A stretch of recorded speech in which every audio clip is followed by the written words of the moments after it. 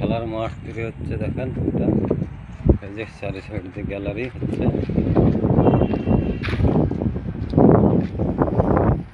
Gallery stop আছে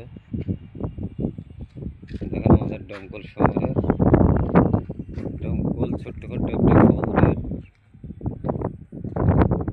খেলার মাঠ তৈরি হয়েছে, তার সাইড দিয়ে গ্যালারি তৈরি হচ্ছে। স্টেডিয়াম মাঠ যেটা,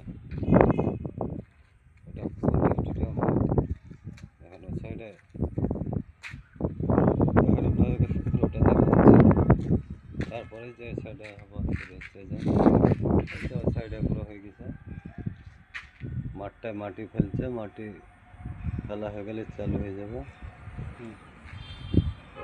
এরকম হচ্ছে মাঠটা, আপনারা কমেন্টে জানাবেন।